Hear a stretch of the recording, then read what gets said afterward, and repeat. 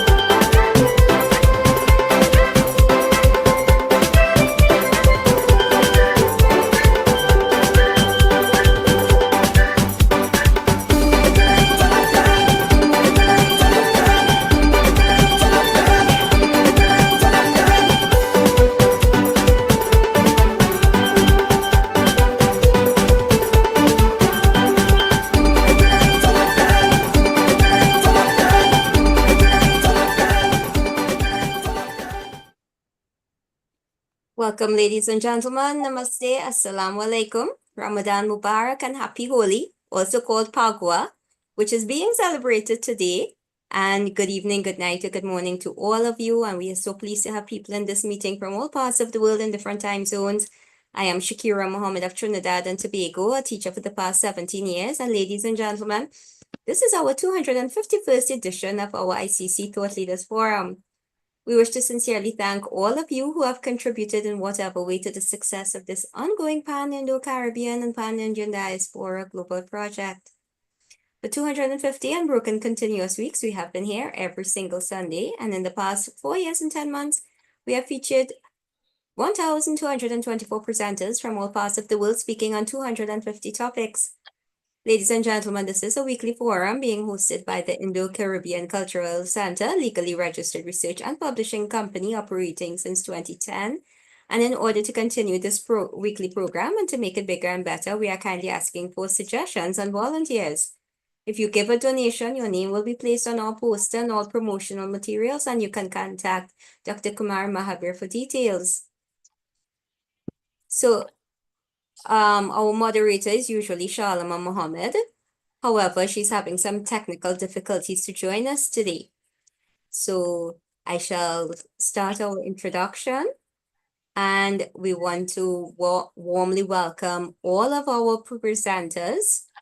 And this program is being recorded on Zoom and live streamed on the YouTube channel of the Indo-Caribbean Cultural Center. And we want to welcome all of you on YouTube at this time.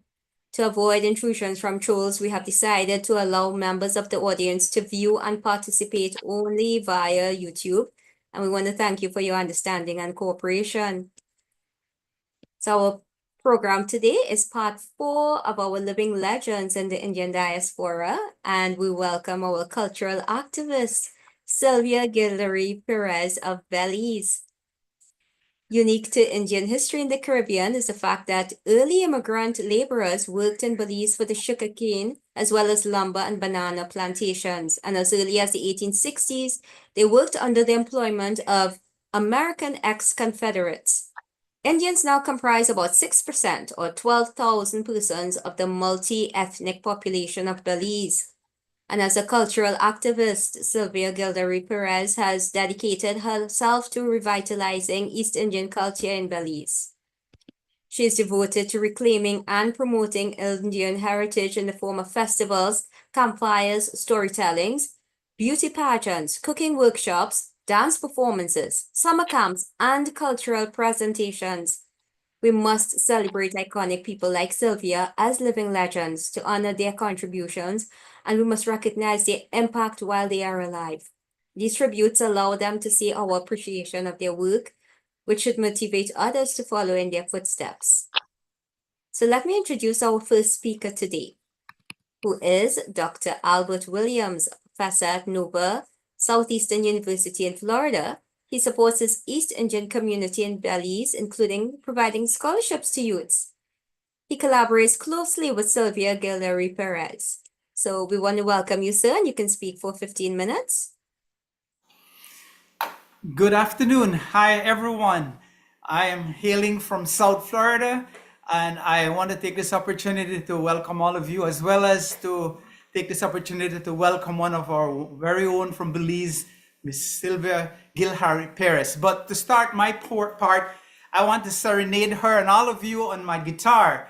So that's the first start. So I'll play a song, and then I'll go into my presentation. So here we are.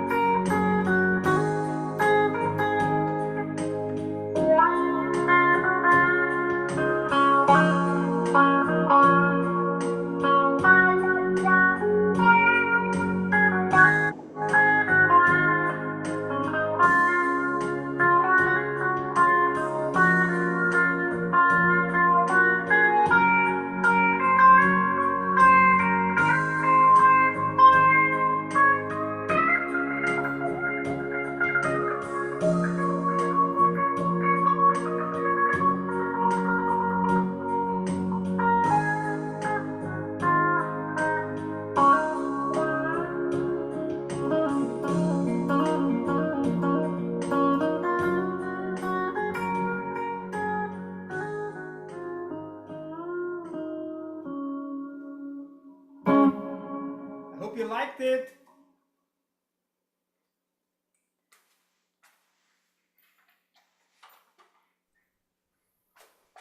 Albert, that was very nice. Pretty cool. Thank you. All right. Let me give a small presentation and then we go from there. All right. Let me open it full screen. All right. There you go. All of you folks out there and my wonderful team, we are honoring a wonderful friend and colleague, Mrs. Sylvia Gilharry Perez. So this is my agenda. I gave you my special item just now. I'm going to continue with a small introduction of who I am, highlights with Miss Sylvia. Then I'll have some testimonies from other colleagues from home, and then I'll have a conclusion. So this is the message that I took from the wonderful Miss Sylvia's Gilharry 7 band. Music is a divine way to tell beautiful poetic things to the heart. That is so true. All right, who's Albert? Albert is an East Indian. His grandparents were born in India. His parents were born in Belize. He's 100% Indian descent. His roots are from Forest Home Village and Elridge Village in the Toledo district in Belize. He holds a bachelor's degree in math education, a master's and a doctorate degree in agricultural economics. He has jobs like a math teacher, a development banker, agricultural economist, CEO of an agriculture marketing firm, commodity analyst at Burger King Corporation here in Florida, and a professor at Nova Southeastern University here in Florida. I'm big in community education because we think that's very important. My wife and I help several Belizeans, East Indian and others to get their education in Belize. Of course, I'm a guitar player, love that. All right, this slide from Niche says everything about Miss Sylvia, but I like what I quoted there. In a gentle way, you can shake the world, Mahatma Gandhi. That reflects a lot about Miss Sylvia. I'm not going to go into details because the other speakers will do that. So my highlight with Miss Sylvia Gilharry Perez started off at a wedding for her grandniece and one of my wife's nephew, Rogelio Jacob. She is Luisa Sankar. And this is kind of like the Northeast Indians meeting the Southeast Indians of the country. And so that was a beautiful wedding. And then I went on to become very close with Sylvia and her family. And I was, as Sylvia just quoted, we met first at Louisa's wedding, then Natalie's graduation, Trisha's graduation, and then we kept on talking, trying to help the promotion. Even here in Florida, I went to see her in Boca Raton and we did some planning. So I was blessed to be recognized as a professional in Belize, and I was asked to be the guest speaker for Natalie's high school graduation and also for Trisha's high school graduation. This is a great honor for me, and I'm very thankful. At that time, I was the CEO of the Belize Marketing Board, an agricultural marketing company for the country of Belize. Miss Sylvia and I go back in the trenches to do a lot of work, and this one was organized. It's called the Indian Diaspora Conference in Belize in 2014, organized by our own good Dr. Mahabir Kumar and with Miss Sylvia Perez. I was part of the team. I helped with the papers, all the papers that came from all over the world, program development, and helped with the Toledo organization execution. So Miss Sylvia Perez was a great leader and organizer of this project. Here's a picture of us honoring her, getting a certificate of appreciation. Miss Sylvia basically put us on the map. She represented us in many forums in the Caribbean and all over. This is such a powerful thing to have her as an ambassador for us. So here's a picture when she was giving presentation at the Global East Indian Association in Trinidad and Tobago. She's been around, others from Belize have gone, but she has been there. All right, she's a leader. I'm not going to say much about this because the other speakers will, but she created, and she's the president of her association, Kuwait in Corozal. She created the Masala Park and worked hard in there and putting on her hat, doing all the work. And I have a very bold recommendation. We need to get her to put her name on this park. She should call it the Sylvia Gilharry Perez Masala Park. So please think about doing that. She has a calendar out that she's been doing for years, and she highlights East Indian people as well as East Indian culture, their food. Wonderful projects. She's a great East Indian teacher, an administrator for her schools, and she does write, and she's a researcher. We've talked about this. She wrote with Dr. Kumar. I like this slide. We are a defender of East Indians and East Indian culture. Somebody in the Mayan community was selling our yellow ginger, calling it Maya gold, and we talked about it and said, So she sent that person a note to remind her that yellow ginger is an East Indian heritage. Our ancestors brought it from India, and so they should not just take it and say it's their food. Here are some testimonies from my other colleagues. Here's a great one from Gabriel. Just a minute. There we go. Gabriel is a very renowned East Indian. He says, Miss Sylvia has been extremely influential in the preservation of East Indian culture in Belize, particularly in the Corozal district. She was the brainchild behind the Belize Miss East Indian pageant and the establishment of the Masala Park in Corozal town. Miss Sylvia's contribution to the preservation and promotion of East Indians is invaluable. Gabriel Pates, the founder of the East Indian Council of Belize, retired public officer, prominent East Indian from Punta Gorda town, Belize. Here's another wonderful East Indian, a cousin of mine, Harry Gomez. It was at the East Indian Diaspora Conference held in 2014 at the Parish Hall in Punta Gorda town that I first met Miss Sylvia Perez. She has impressed me with her knowledge and everyday experiences of the lifestyle of the East Indian culture. Her way of life has confirmed my belief that to preserve your culture, you have to live it. Congratulations, Mrs. Perez, as you lead the way in the cultural preservation of East Indians. Harry Gomez is a retired public officer. He's presently a farmer, prominent East Indian from Punta Gorda town, Belize. Will Mejia. Will said, Miss Sylvia is a great example of the Gandhi model. We need more of her in our country. Year after year, she worked to protect and preserve our culture without expecting anything in return. She is simply a great Indian. Will Mehi is an activist, conservationist, a politician, prominent East Indian from Punta Gorda town.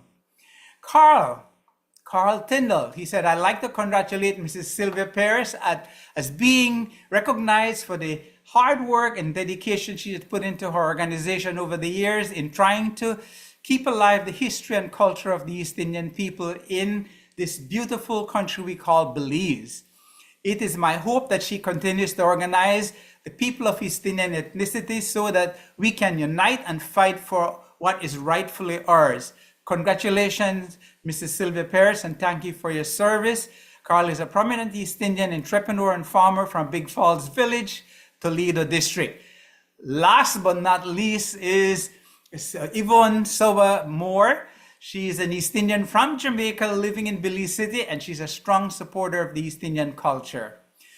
Sylvia wrote a marvelous story, Miss Sylvia. This is amazing that she wrote, and I had to put it in. It is with great admiration that we honor the unparalleled contribution of Mrs. Sylvia Perez, a living legend whose activities to preserve the East Indian culture is immeasurable.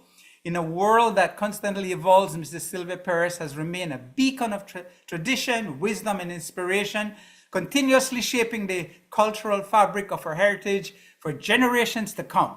Born out of the rich traditions of India, Mrs. Perez has devoted her life to preserving and promoting the timeless art form, music, dance, food that best define our culture. What sets Miss Perez apart is not just her mastery of the cultural practices that have been passed down through centuries, but the way in which she has made them relevant to the present day. Her work transcends the boundary of traditions, infusing modernity with the soul of her ancient heritage, ensuring that our cultural legacy continues to thrive in the ever-changing world. Her initiatives have brought communities together, sparkled dialogues on the importance of heritage, and inspired countless young people to embrace their roots with pride. Mrs. Perez has cultivated a new generation who carry forward the flame of her tradition. Yvonne went on, but perhaps the greatest legacy for Mrs. Perez lies not in her accomplishments, but in the way she has lived her life, as Mr. Gomez said. A life dedicated to the belief that culture is not merely something to be admired, but something to be lived, shared, and celebrated. In every gesture, in every interaction, Mrs. Perez exemplifies the value of humility, respect, and love for all that is beautiful and sacred in our culture.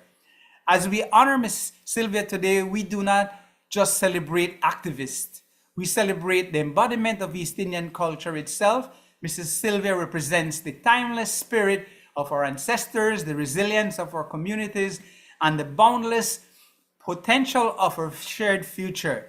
Through her vision and dedication, Mrs. Sylvia has proven to be the past and present are not separate entities, but are inextricably linked in the continuous dance of cultural evolution.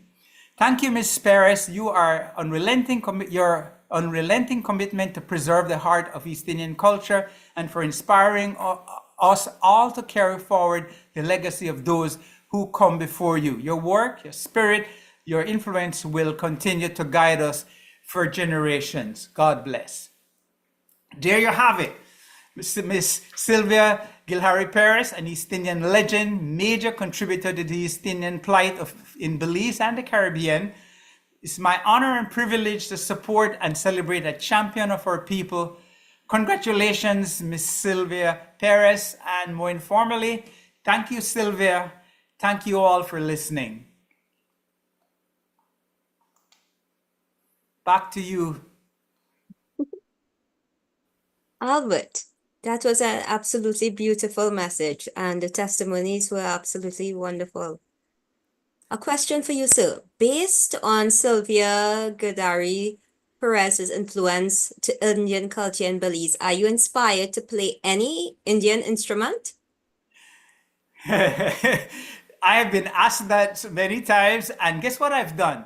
I've played some Indian songs on my guitar, and it is amazing how there's something there after thousands of years. I have not lost the flavor that's inside of me. It's almost innate. So I'd close my eyes and I'd play some stuff. My professor friends here say, Albert, that sounds like Indian music. So I do have some pieces that I have picked up, but I played on the guitar. I haven't gone to the sitar yet, but I'm thinking about it. I see Shalima there. She's my friend. I know her from a long time. So good to see you. Good. Thanks for Oh, the question. she has Music is in problem my with her DNA. microphone. She has problem with her microphone, so Okay. we can't All hear her. right. So Thanks for maybe the you can question, try. though. And music is part of our culture. We can't get rid of it. Definitely, So a definitely. question for Albert, with reference to Sylvia. I know Sylvia has visited India, and have you visited or you plan to visit? That's your ancestral home. Oh, that's part of my plan. Once I get into retirement, I'm heading to North India, to the Nepal border. I want to see where my people came from. That is Great. 100% part of my plan, and it's going to happen in the next year or two, no later. Yes, good. All right, Okay. so Yeah. let's move on to our next speaker. So thank you again, Albert. You're most welcome. So ladies and gentlemen, I'll introduce our second speaker, who is Trisha Perez. She is the primary healthcare coordinator at Corozal Community Hospital and an executive member of the Corozal Organization of East Indian Cultural Heritage in Belize. Welcome, Trisha. You can speak for 15 minutes. Thank you, and greetings to all from Belize.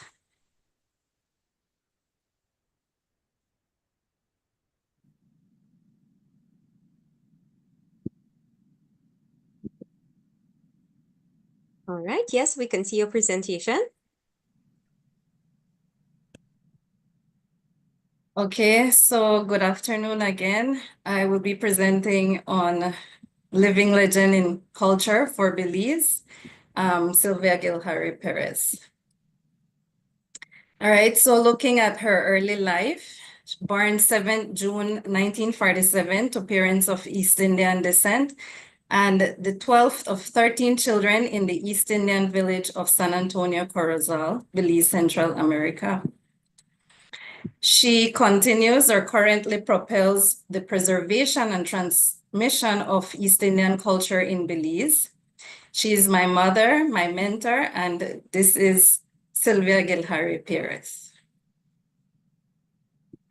All right, and looking a little bit at her early life, she has always spoken to us about her upbringing from her parents, and as part of the culture, her culture was looking at the way they were brought up in terms of the chores they had to do, gardening, farm life, and the living conditions with their parents and their siblings. And all these activities are what kept her closely in tune with her cultural background. The story of her family emblazoned her quest to highlight East Indian cultural heritage at every opportunity given.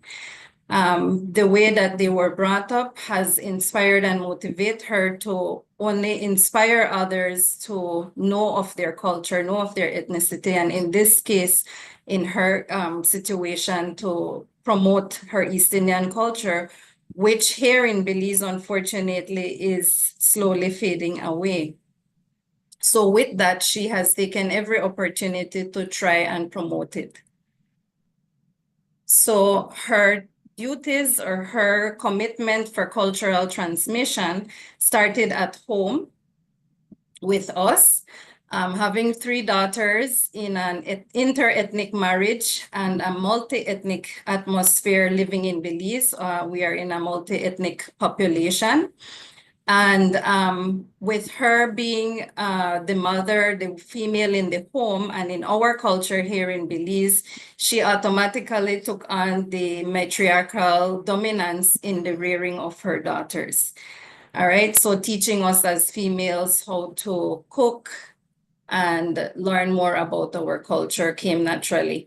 So some of the things that we picked up from her or we observed and learned from her as part of her culture were the family practices, spending time with our cousins on a daily basis. She brought us up to our families to visit with them, to bond with them, to learn about the culture, to learn about our morals and values and traditions. And in that as well, even while spending the day at our cousin's house, was a time that she also took advantage to teach us how to cook, because if anything else, she said that was one of the main things that they were able to salvage from the culture, the Indian cuisine at least. And then, of course, we also observed as young female growing up in her mother's care, her Indian fashion, wearing the outfit.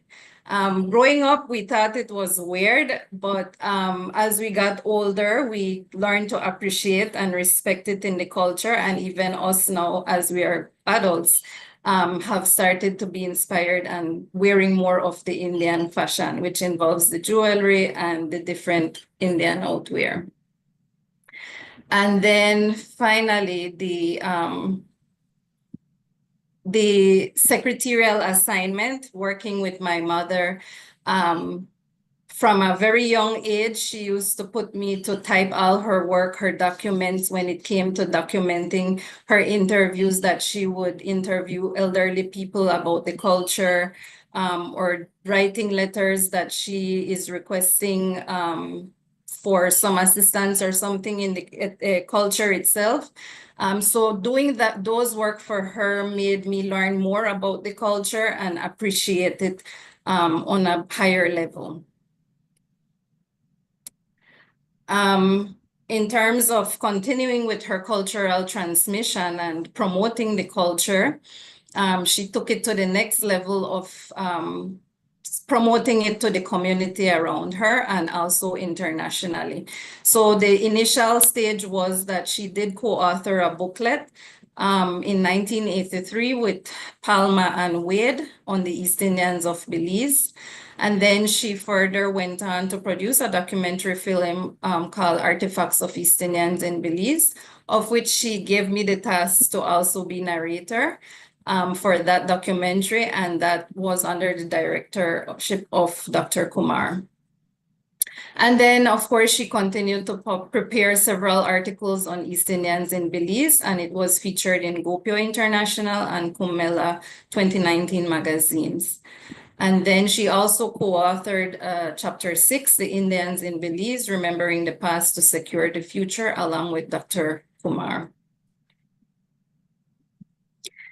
She continued to further transmit her culture, again, to the communities. She's the founder and current president of the Corozal Organization of East Indian Cultural Heritage, or in short, OEACH, since 2009. That was also inspired by Dr. Mahabir on his visit to Belize. She's the president of the Global Organization of People of Indian Origin, GOPIO, for the Belize chapter since 2011 up to now. She also spearheaded the first Indian Diaspora Conference in Belize since 2014 and participated in CARICOM and US Indian Diaspora conferences. So as she continues still to transmit her culture to the community, she has dedicated her life basically to ensuring that the public are informed of our culture and the promotion and preservation of it through annual heritage festivals, which she has different demonstrations of selling the food, the preparation of the food, the history of East Indians coming to Belize, dances by the young people, and even the fashion and promotion of the museum, East Indian Museum. Through this cultural transmission, one thing that I truly admire is the youth activities that she does. Involves a lot of young people, both from not only our ethnic group, but also extended to anyone out there with the interest to learn about the dancing. And I think that is something that has become very popular in Belize. As I mentioned, it's a multi-ethnic population. And it's interesting to see that although it's Indian dances, we have people of Mestizo descent, Maya descent, Creole descent, Garifuna descent that are very much interested in participating and learning about the dances and even the fashion. In addition to involving the youths, what I admire in this is that it's something that can keep them busy as well, and not just only just learning about the culture, but something positive for them to participate in as an extracurricular activity. In the youth activities, she has had the Miss East Indian pageants, as I mentioned, dance workshops, of which that involve the commitment and support from Mr. Surujdeo from Trinidad, that he would send the dancing teachers to come to Belize, dance instructors, sorry, to come to Belize to teach the youths. She also had conducted a summer camp for young people. Of course, there's usually lack of funding for things like this, so she took that initiative to compromise her land and her space to offer the young people to do something during the summer that they can be learning about the culture, learning to do arts, and also as a form of positive socialization. And then through this as well, not only our youths from our ethnicity, but also taking out this message and information on promotion on the culture to different schools and different levels, from primary schools to high schools and even the junior colleges. She also takes on the task of running the Corozal Organization of East Indian Cultural Heritage. She does that all on her own to promote the culture on a social media platform.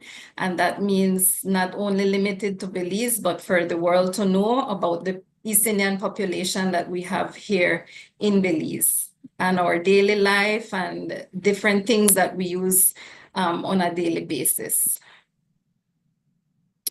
And then, of course, I think this was one of her biggest projects when it comes to her cultural transmission dedication, which was the rehabilitation and adaptation of the Masala Park here in Corozal District.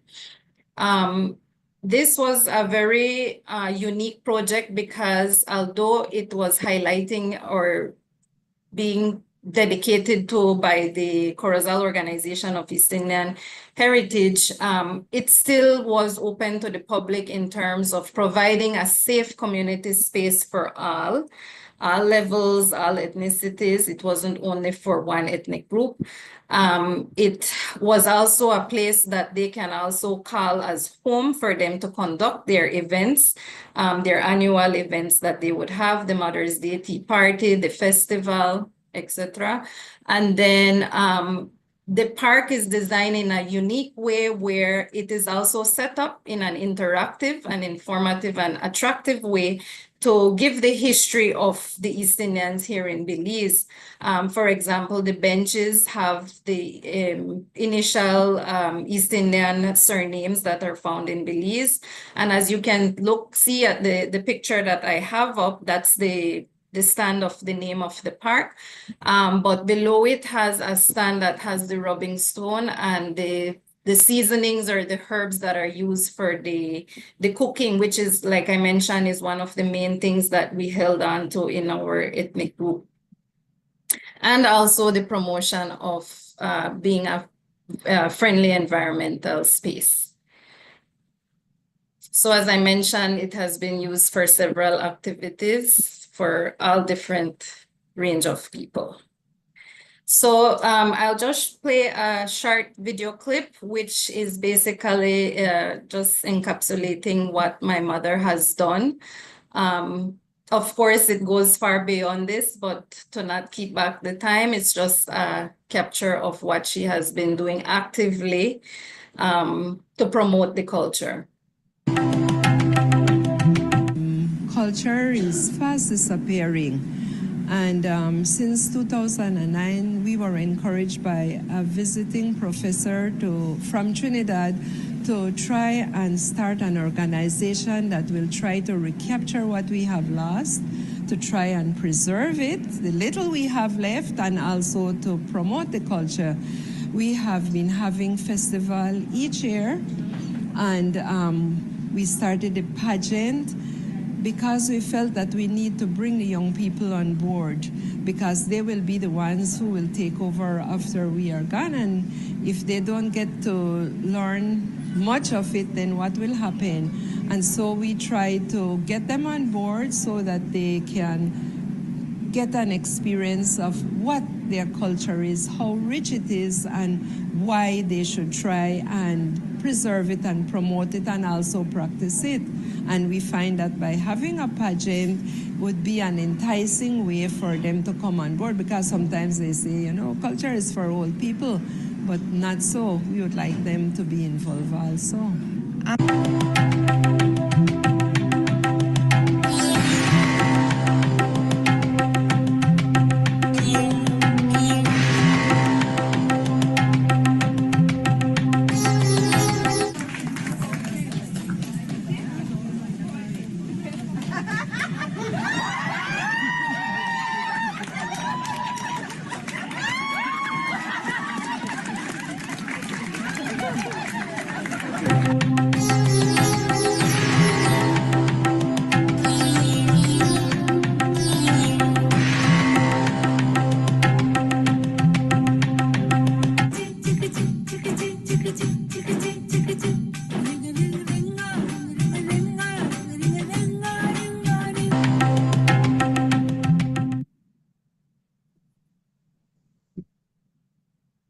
So to close, I would just like to say that for my mom, Sylvia Gilharry Perez, by embracing her cultural heritage, she continues to give voice and visibility to East Indians in Belize. And one thing I have been observing here is that now, growing up as a kid, I used to hear people with the terminology coolie, calling us coolie. But her efforts in trying to get the message and correcting people of that derogatory term, I am hearing less of it, and people are now properly referring to us as East Indian rather than coolie. So the public is now being educated and informed. And I also have noted, as I had mentioned earlier in the slide, is that when we used to admire her wearing the clothing, but then as now we get older, we appreciate it, and even us now are wearing it more, and other people from different ethnic groups and even our own ethnic groups, I see that they are wearing it more to the different functions that we have occurring around us. So those are the outstanding things that I have observed from her hard work in promoting our East Indians here in Belize. And just before I close, I just wanted to thank Dr. Kumar Mahabir for inspiring my mom to have started the Koich organization, and also for acknowledging her as a legend in culture for Belize, as it's not often that she's recognized for her hard work. And congratulations, Mom. Thank you. That was a wonderful presentation, Trish. We have Gabriel Pate. He says, thanks, Ms. Sylvia, for your invaluable contribution to the preservation and promotion of our East Indian culture in Belize. So, Gabriel Pitt, he was the one that I referred to. He's yes. online. Yeah, Hey, Pitt. thank you. Trish, what can you tell us about the market for Indian clothes in Belize? Is there sufficient demand by non-Indians and Indo-Belizeans to open a store there? Yes, they do have a few stores that sell it, but it's not like how we would see it when we go to Trinidad or in the US.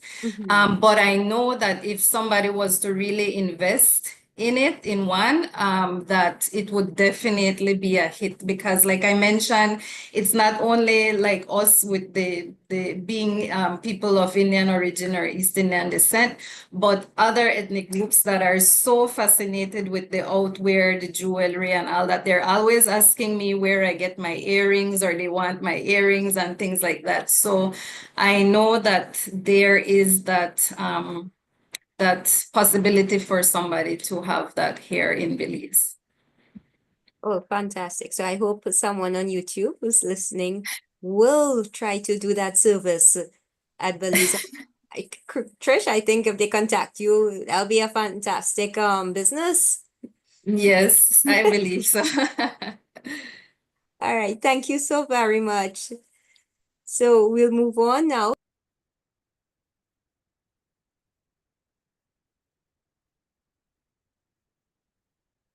You're muted. You're muted, Jackie. You're muted. Okay, No. sorry about that. So I'll introduce our third speaker now, Kumar, Dr. No, Kumar Mahabir. I think Jason is ready. Yeah, he's ready. Oh, Okay. all right, Jason. So that's wonderful. I'm glad it's working out. So we'll switch presenters now, and let me introduce Jason Hall Martinez. He has a passion for history, particularly in the impacts of colonization and its continuing influence on Indians in the diaspora. He supports cultural groups such as Corozal, Organization of East Indian Cultural Heritage. So welcome, sir, and I'm glad the presentation is up. You can speak for 15 minutes.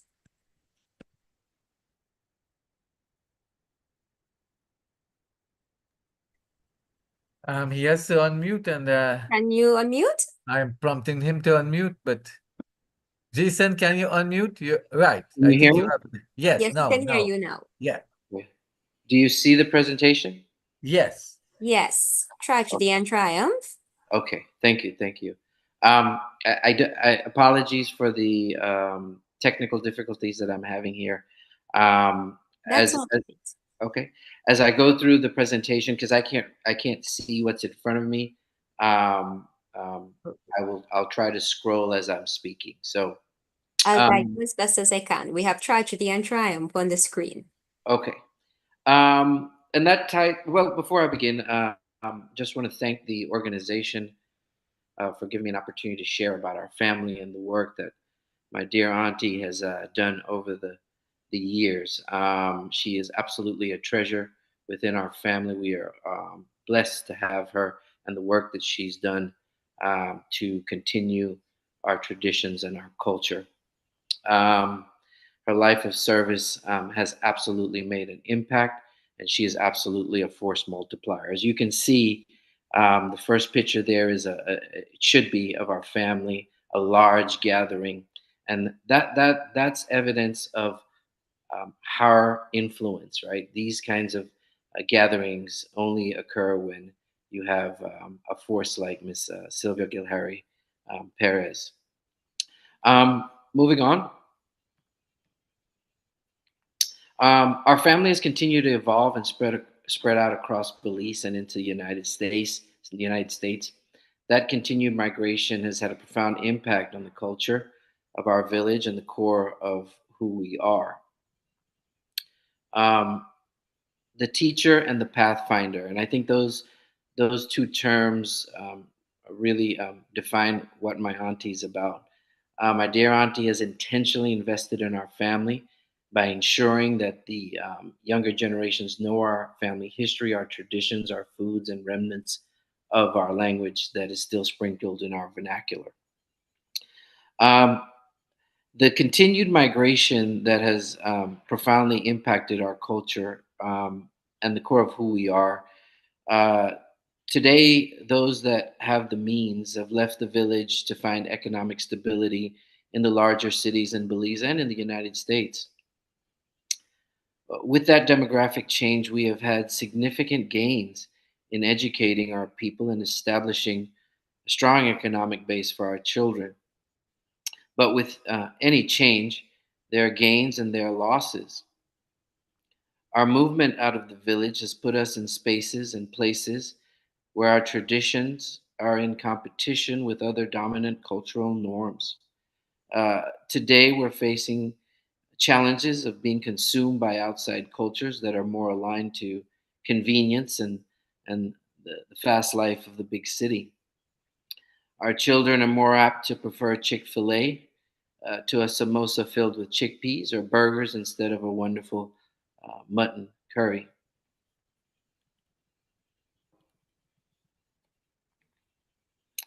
In order for us to stave off culture extinction, we must be intentional and follow the lead of our elders. Their knowledge and their wisdom of our culture will maintain what took centuries to build. I believe that my auntie Sylvia has shown us a path to reconcile those two dynamics that challenge us today and in the foreseeable future. It is up to us that are committed to the cause of preservation to pour ourselves back into our communities and ensure that we maintain our identity and the core of our unique culture. Jason, excuse me, do you have to change the slide? Yes, hold on. Okay. Okay, sorry.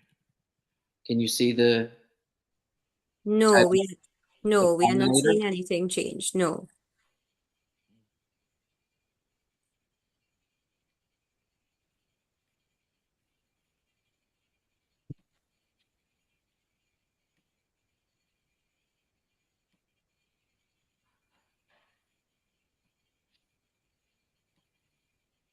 Can you see it now?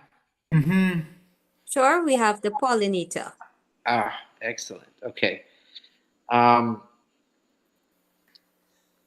Let me pick up where I left off. I'll finish off the Pathfinder here. My dear auntie has intentionally invested in our family by ensuring that our younger generations know our family traditions, our family history, our foods, and the remnants of our language that are still sprinkled in our vernacular. Auntie is a prolific traveler, spending time with different pockets of family members in California, Chicago, New York, Texas, and of course, in our homeland of Belize. In her stops, she is the cross pollinator that spends time with each subset of the family, cooking and demonstrating a wide variety of our traditional dishes. The stewed meats seasoned with our traditional seasonings, the paradas filled with yummy fillings, and dals that are to die for. She spends time in the hearth of our homes, showing us step by step how to make these dishes, telling us stories while she is cooking of her observing her mother cooking these same dishes and connecting multiple generations with her simple acts of service for our families.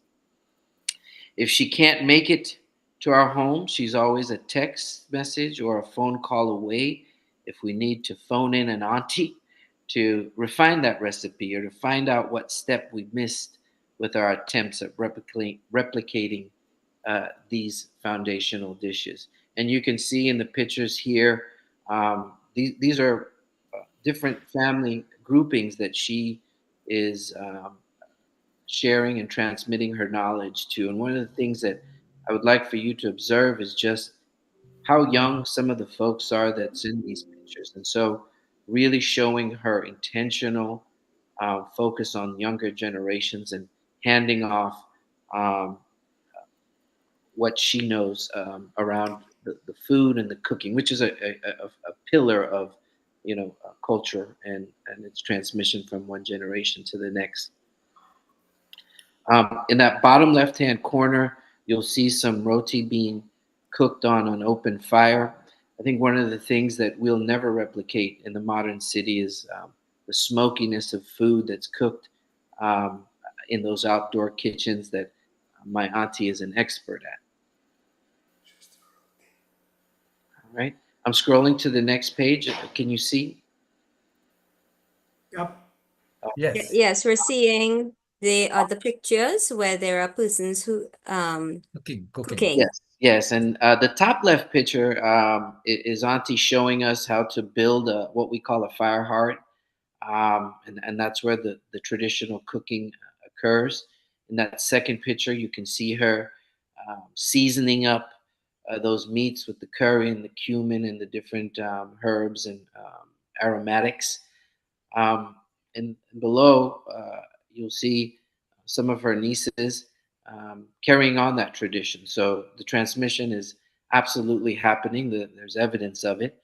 And one of my cousins, Roel, attempting to make a roti. And so good to see the men in the kitchen as well. We have a long tradition in our family of men being excellent cook as well as our women.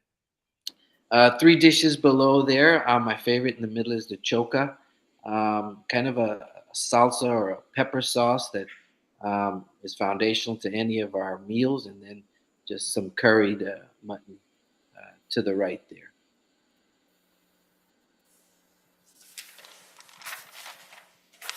The next thing I want to focus on is the storyteller, because I think, again, when I talk about those pillars of culture, food, and that oral tradition, that oral pass down the stories of our ancestors is huge. And Auntie is a wonderful storyteller and knows how to keep her audience captured and asking for more details.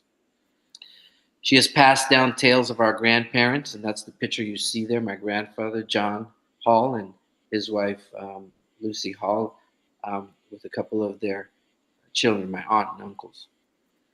She has passed down tales of our grandparents, aunts, uncles, and cousins to remind us of the contributions to our culture that they have made and to remind us that we are capable of achieving just like they did. She shares stories of our grandfather and his work ethic, his discipline, and how he was consistent in providing for his family. She shares the stories of his dedication to the land and the bounty he extracted for the benefit of our family and his community, the financial gains he made, and how he invested back into his children by ensuring that they received a proper education, her being one of the benefactors of that. And you see how that investment, the return on investment that he made has really blossomed and flowered uh, to settings like today, and the honoring of her and her work. Those are direct links back to my grandfather. Um, it fills us with pride and renewed dedication to not only replicate his feats and her feats in life, but to build upon them and take our families to even higher standards of living and achievement. Auntie shares stories of the fun times with her sisters and brothers, giving us insights into their characters and their personalities. We did not, some of us did not get the chance to experience like she did. She brings them to life with the layers of details about their lives and what molded and shaped the adults we knew as aunties and uncles. And here's a few pictures of my aunt and uncle. This is my uncle Sydney, down at the bottom left, with his wife, Auntie Marie. They lived right next to my grandparents, and I love that picture. It just shows, just a very classy gentleman in his suit. And again, when I think about the discipline and the work ethic of my grandfather, you can see it there in my uncle, Sydney. Another picture to the right with all the aunties and uncles at the passing of my grandfather. Um, Up to the top left is a picture there of my aunties with my grandmother. Um, to the right is a picture of just a wide um, grouping of our family on the land with our grandfather. He's the one with the little white hat on, if you can see there.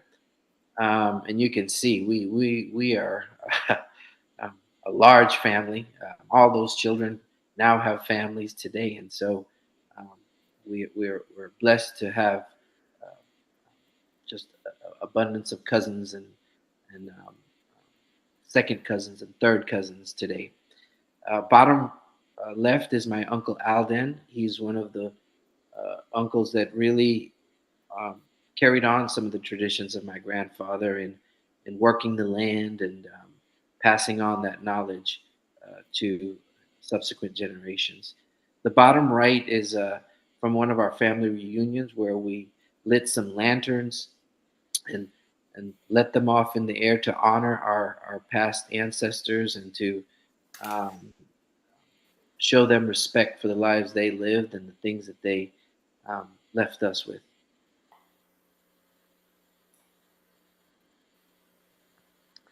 All right, moving to the educator.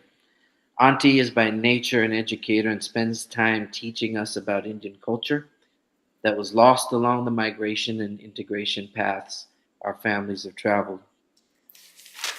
Um, Auntie and my mother were some of the first women in our family to adopt the saris when attending festivals, festive occasions, or important family gatherings.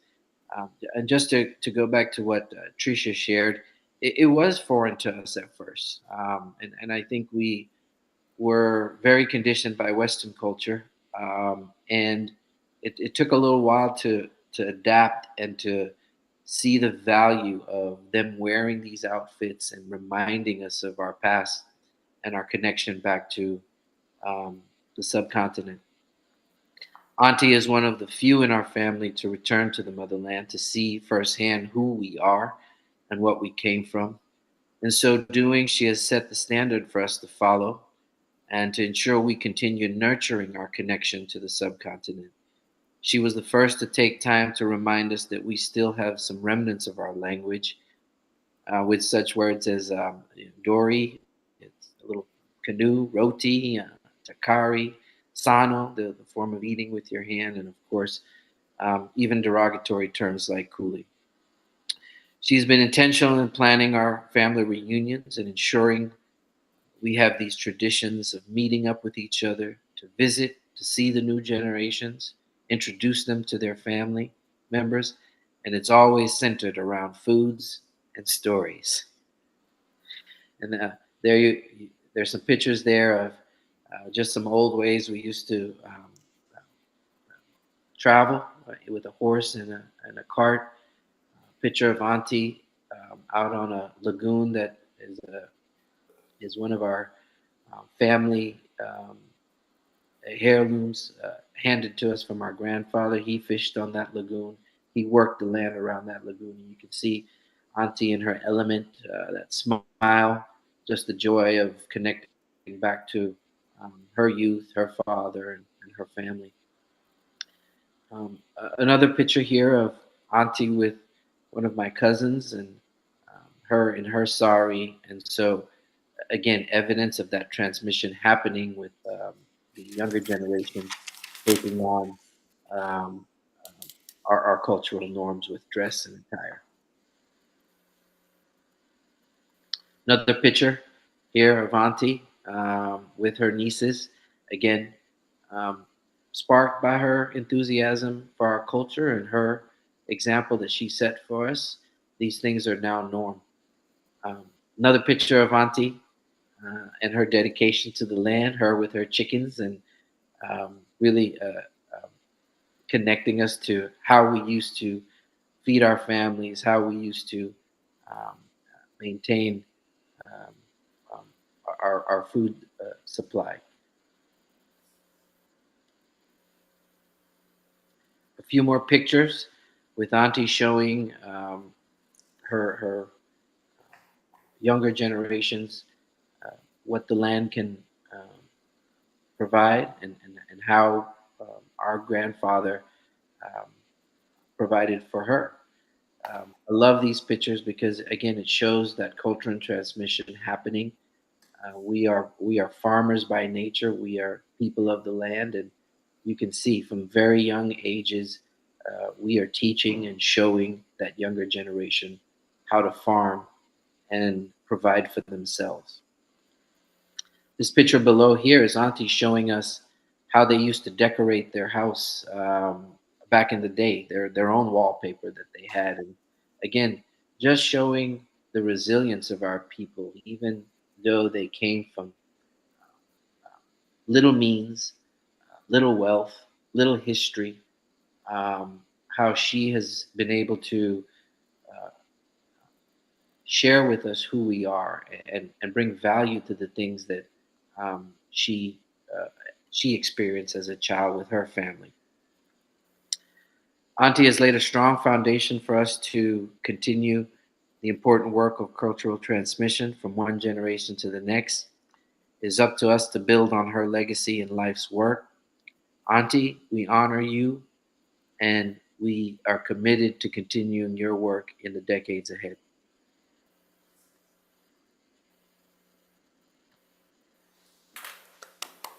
Thank you, Jason. I'm so glad you were able to get the document of working. These pictures really show the powerful connection that your family have with each other, and it shows your appreciation and your love for your aunt. So thank you very much. Absolutely. She is a living legend. We also have here Victor Smith. He said, excellent presentation and congratulations, Miss Sylvia. And Saida Hussein Silochan was asking, is Hindi a dialect spoken in Belize? So I don't know. In Belize, is that, do you all speak Hindi in any form or any of the dialects, Bhojpuri or anything in Belize? I don't think so. All right. But we have remnants of some words, and mostly it would be from our cuisine that we would, choka, takari, baigan, little things like that. Ah, yeah.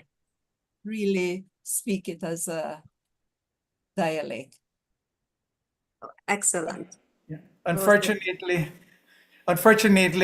our grandparents spoke Hindi. I know that for a fact because they used to speak in the bedroom and they told them, hey, speak English. And that did not pass further down to their people, unfortunately.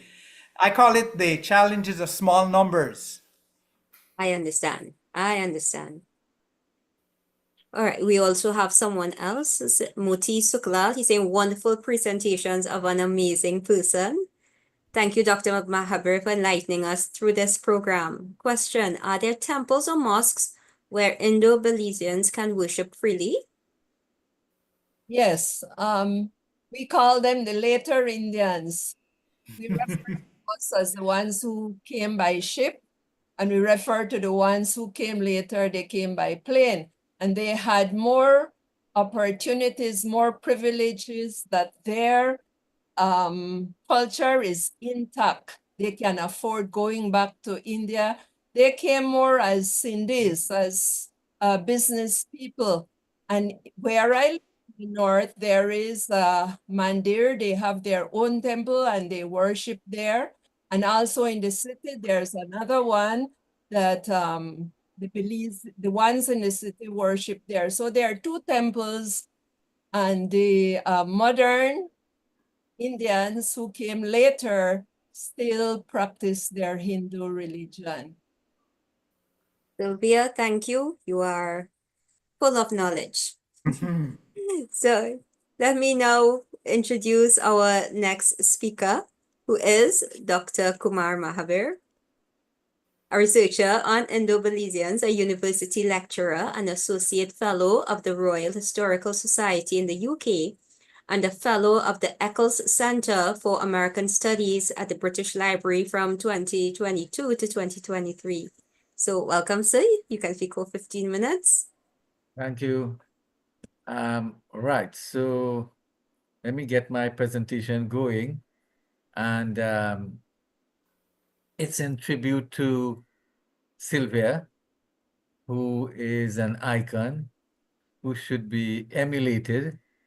She is a warrior who she has support, but she carries on this battle as a major warrior, right? And we pay tribute to her today. And we hope that their successors like her with the perseverance, the strength, the courage, the vision um, in the next generation. So this is my presentation here. Let me go to the next slide. Right. So a little bit about Belize and Indians in Belize, formerly known as British Honduras. Belize is the only English-speaking country in the Central America. So you see a map there, and we have had a conference there already, ICC conference, which Sylvia spearheaded and Albert contributed tremendously. But I have spoken to Shalima, and it's on the cards that we are going to organize a tour. Every year we do a non-profit tour to a diaspora country, former indented country. And we had our first tour in Trinidad, then we went to Suriname, then we went to Grenada, and next couple of weeks we are going to Guyana. So you can always join us. And South Africa is on the cards as well. But definitely we have to go to Belize on this tour, and Sylvia, we are counting on you, Albert, to be the Okay. tour guides. Trisha, we hope you're there. Yes, but you were there already. So you know, it's the history of Indians in Belize is interesting because they didn't go there as indented immigrants like us in Trinidad, Guyana, Suriname. They are really migrants of descendants of indented immigrants, most of whom went to Jamaica. So the bulk of Indo-Belizeans are really the descendants of indented immigrants from Jamaica. So they have that heritage. And then there's a little history there too, where some of them went to Guatemala, work in the coffee plantations, and then they migrated to Belize. So that has to be explored. So Trisha, Sylvia, you have to take up that aspect of history. And what is it unique about Indians in Belize is that they work in sugarcane estates like most of our grandparents, but they also work in lumber and banana plantations. Well, I guess in St. Vincent they work in banana plantations as well, but not in that large scale. And then what is unique about Indians in Belize, the history, is that they were employed under American ex-Confederates. That is unique. Now, I'm not sure uh, Sylvia will correct us if it's really Indians comprise 6% or what's the exact figure. But I heard from her some years ago that there are now about 12 persons who can claim that Indian heritage. And because of it's a very multi-ethnic society and very fluid. Everybody is marrying everybody. You know, there are no any hiccups and so on, and major ones, that is. So the culture is being creolized and adapted and diluted and sometimes disappearing. But but but sh- uh, but uh, but Sylvia is at the forefront of ensuring that that culture does not disappear totally, and she's trying to recapture and to preserve and promote the culture. Actually, Albert used an important term in his presentation that she is the ambassador. She's the Indian ambassador in Belize, not only to the region, the Caribbean, but also to the world because she has gone to India as well, representing Indians in Belize. So look at the map there. And I'll talk about that map there. You can see bordering Guatemala, Nicaragua, Mexico, right? So, Shalima, when we're taking the group, we might go to Mexico first and look at the pyramids, and then go to Belize. So, in 2010, that's 15 years ago. Oh my God, look how we have changed. At my own expense, no funding from anybody or any organization, at my own expense, I went to Fort Lauderdale, and from Fort Lauderdale, I went to Belize and I stayed in hotels, and I was the Belizeans are very hospitable. Many of them kept me at their homes. They arranged for accommodation for me. The accommodation was not the expense, it's really the ticket to go to Belize. It's a long, expensive journey. And Sylvia hosted me, had dinner and so on, took me around. And Sylvia did the extreme right. But Sylvia, who are those two persons there in the middle between the two of us? The one between you would be Miss Lydia Ramcharan Pollard, which Yes, with the museum, Indian Museum. is, and then Deborah Innis. And the who, sorry? Deborah Innis. Okay. First Right. So there's an Indian museum in Belize, and if it's still existing, I hope so. That's one of the stops we have to make when we visit sometime. And I went around with the help of everybody.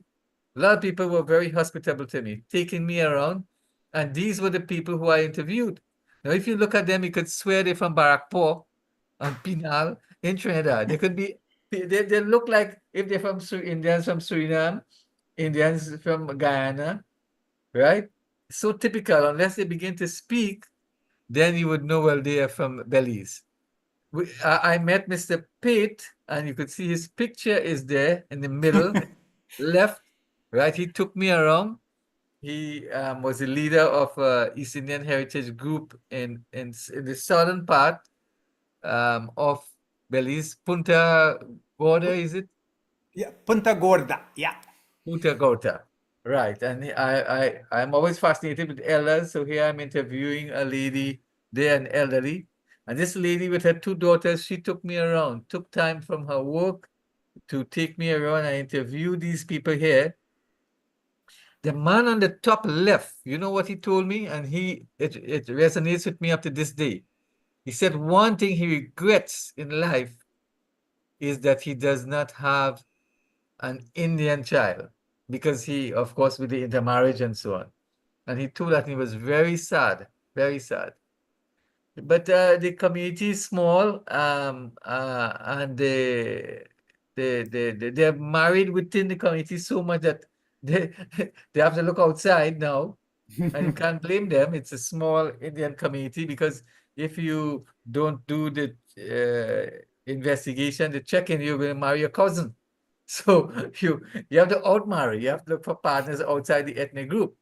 Now, I just want to make one point here about the picture on the top, extreme top right. This guy is making, what is that? It's a part of the Hussein. They celebrate Muharram. Relics, of course, remnants. And this is the Tazia, the mausoleum, the tomb. But it's a miniature one. And he spends his time doing that. It's all voluntary. And you see these little schoolgirls there. I spoke to them and photographed them, but very Indian, phenotypically. And after my visit there in 2010, I produced a magazine, and on the cover, you would see that multi-ethnic composition of Belize. And this magazine is still online, so you can check it. There's a section there on Belize, other section on Guadeloupe and Martinique. And then Sylvia and I forged a relationship. I have adopted her as my sister, and we have continued up to this day to collaborate and to preserve and promote the Indian identity and Indian presence in Belize.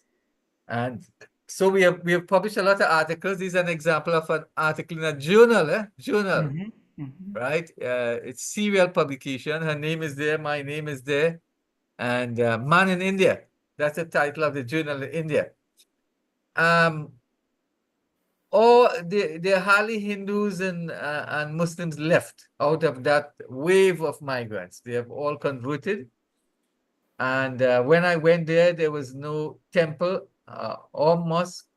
Yes, there is a temple, but these are temples by the modern Indians, as Sylvia described them. They are the Gujaratis and Sindhis who belong to the business class. But what they have kept and what has been retained is the food and somebody talked about that, Albert, the curry, and of course they have the husse, which they call husse mise. So we have collaborated and we have written and so on. We have put Sylvia and I, we have put Indians in Belize in the map, global map. So if you type Indian Belize, these articles are going to come up. This was published in ResearchGate, a large academic social networking site for scientists and researchers in active use. So it's there, and the information is there. So but we have to do more updated research. This research was done really in about 2010 when I was there, and I interviewed people and took a lot of photos.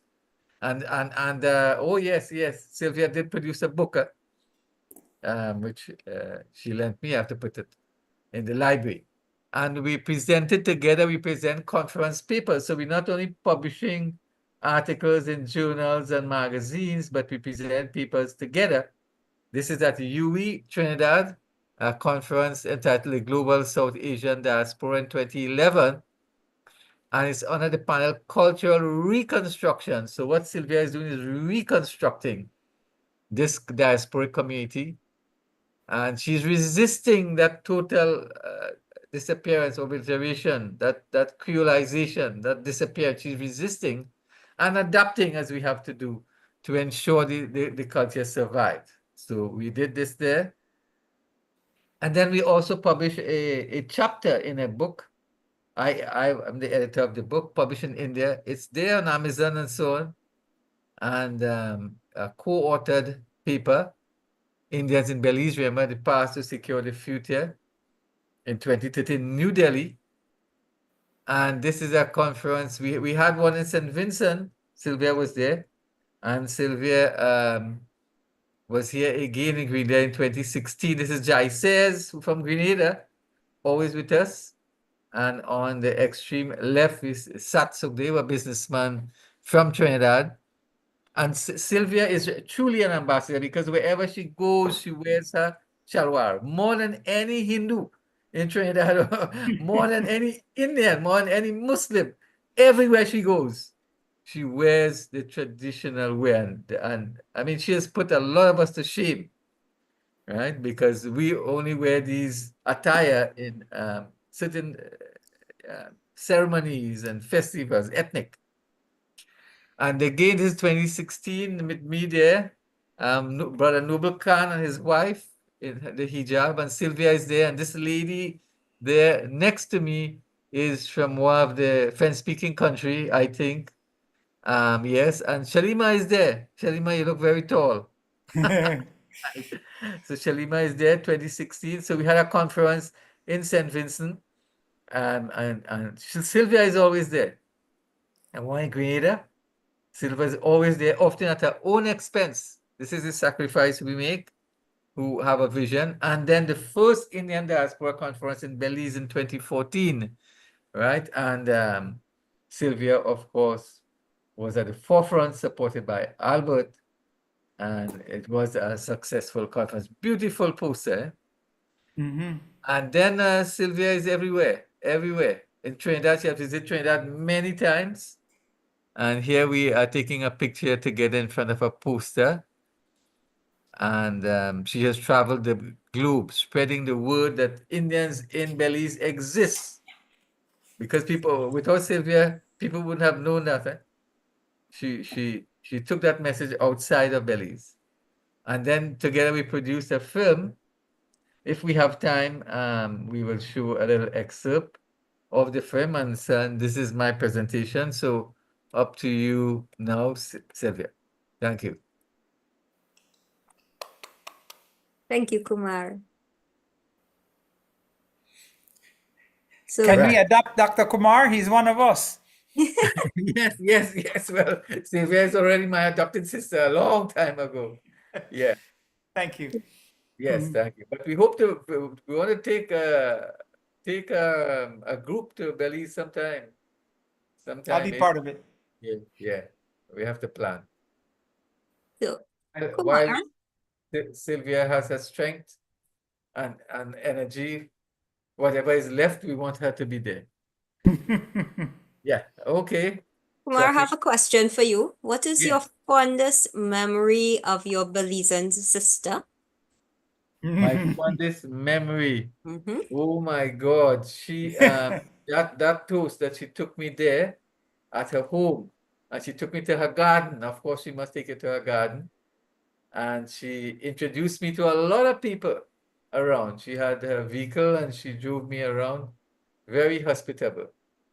And that kindness and that hospitality, and it's not like a typical visit. Something came out of it. It's not like a conference, it's just a talk shop. People go, they talk, they write paper, they meet, they socialize, they drink. Something came out of this. And this is the product. Up to today, look, this Zoom is a collaboration up to today, and there's more to come. Her perseverance, her Mhm. vision, her courage, single-mindedness. This is admirable. Did she cook for you? Oh, yes, yes, she loves to cook. And she will cook for us again when we go on that tour, international tour. Yeah. Okay, beautiful. So, let me now introduce our fifth and final speaker, the lady of the hour, Sylvia Gilharry Perez herself, our honored invitee. She is the founder and director of Corazal Organization of East Indian Cultural Heritage, and she's leading efforts to transform a public park into an East Indian heritage site. Sylvia is dedicated to increasing the visibility and recognition of Indians in Belize. So welcome, Sylvia. Go ahead.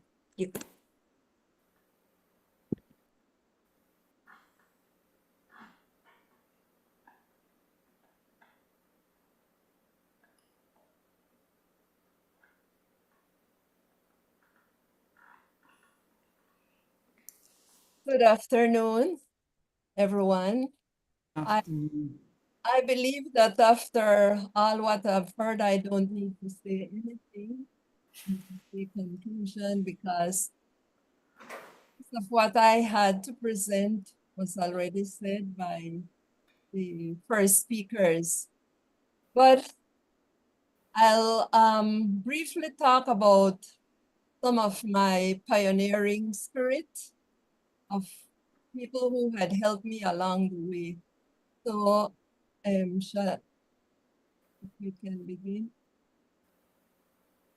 I would just like to briefly browse about my cultural journey and talk a little about the diaspora outcomes and how we navigated the legacy of our ancestors and of the people who were the wings beneath my wings in sharing our culture and also embracing our challenges and our victories.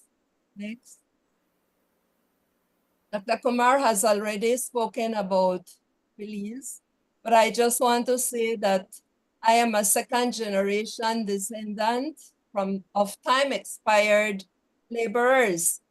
My grandfather came as a baby after their parents' internship was over in Jamaica. And in 1872, he came as a baby as one of the first wave that came to Belize. I am the 12th of the 13 children of my parents, and I'm the only surviving second generation of the Gilharry Hall clan. Belize did not actively recruit indentured laborers directly from India, and as Dr. Kumar explained, the Indians who came were from Jamaica, mainly from Jamaica. After their indentureship was over, they came to Belize. Belize at that time was administered by the governor, who was placed there to administer both Belize and Jamaica. And so with that, there was that close connection and facilitated the flow of Indians. Over 3,000 of them came to Belize between 1872 and 1890. Most of them went down south. That's where Albert is from, to work with the American ex-Confederates on the sugar plantation, but many went into different plantations, for example, the timber and the banana industry, and so they were scattered all over. The people of Indian origin in Belize is a minority group, about 3.9%, or a little over 12,000 Indians that live among over 300,000 multi-ethnic population. So you can see there that the minority usually would assimilate into all different ethnic groups, and culture was lost as that process happened. Next. I grew up in an Indian village. I was introduced to farming life and work ethics and the values of East Indian. And I was kind of protected from the wider community because everybody in that village was my auntie, my cousin, my brother, my sister. And we did not have any kind of racial problem. But cultural erosion leads to societal problem. Next. So when I went to school, most of the people in my school, the students in my school, were of the mestizo group. And then they began saying words that were not pleasant to us. Like, for example, they would call us Kule. And then they add on some other words that, you know, as they see us coming or when they were not happy with us, they would say, Kule babu one cent krabu. And those words stuck with me. It persisted as a reminder of prejudice. And then, of course, teachers stepped in, and the teacher would tell the teachers, and whatever teacher said in those days, our Bible is Bible, you know, the teacher would say, you all are East Indians, you are not Kule. And then at that time, we would say, well, we would use that as a kind of weapon to tell them, teachers say, we are not Kule, we are East Indians. And of course, we too created damaging racial slurs for them too. And that was not a good thing. However, most of the schools, or all the schools in those days, were denominational schools because at that time, the missionaries were coming to try and convert a large congregation to Christianity. So they nurtured the belief that all are equal in God's sight. And that kind of, you know, to the situation. Now, what is in a name? Our names or name would be an identity marker. It tells us who we are, what we are, and it gives us a definition. So in our park that we are rehabilitating, we have put up a bench there with the names of early East Indians to Corozal. Because of course our names were shortened, it was misspelled, it was pronounced wrongly, and the Christians and the plantation owners began giving their name to us.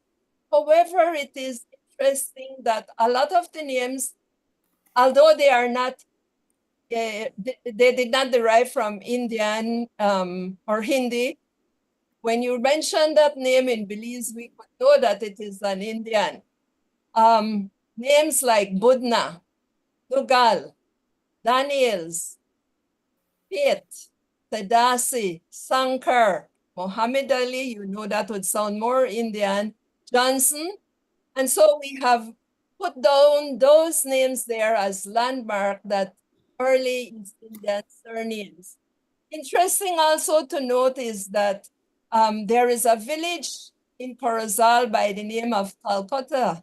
That's some kind of identity that probably the early settlers there came from Calcutta, or that was the port from which we sent, but it is an identity marker.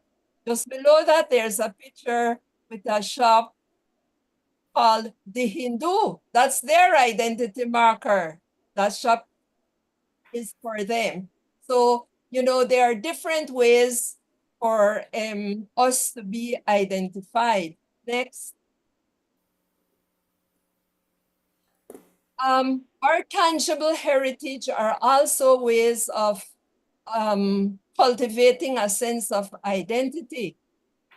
Our tangible heritage exists in, for example, our artifacts. We can touch, we can feel, we can share, we can tell story, we can have them manipulate it and use it.